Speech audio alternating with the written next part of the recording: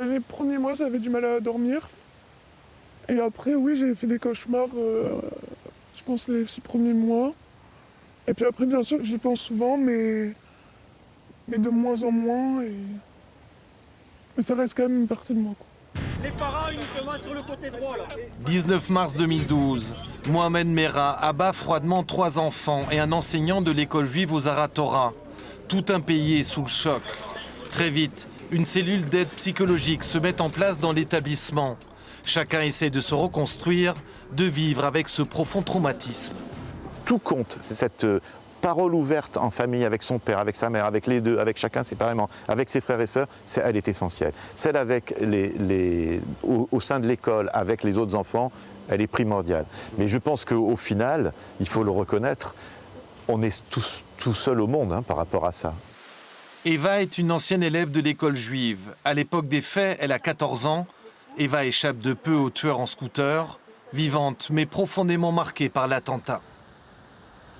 Et je me rappelle qu'au début, je le racontais comme si je racontais l'histoire de quelqu'un d'autre, et pas la mienne, comme si je racontais un film.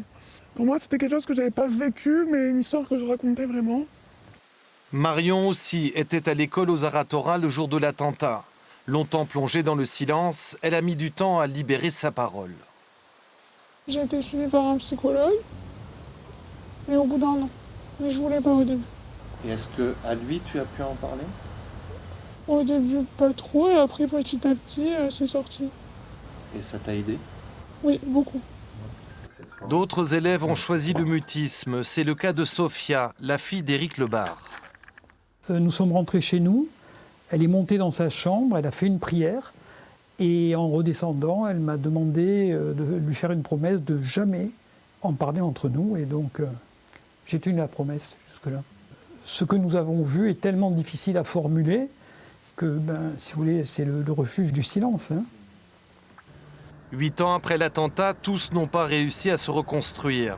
Certains élèves ou parents sont encore suivis par des thérapeutes. Marion, elle, a choisi d'aller de l'avant. À la date qui approche, il y a un peu de l'anxiété que ça recommence, mais on est obligé d'avancer et je pense qu'il faut juste continuer à vivre et pour lui montrer qu'on est beaucoup plus fort que tout ça et qu'il nous a pas anéantis.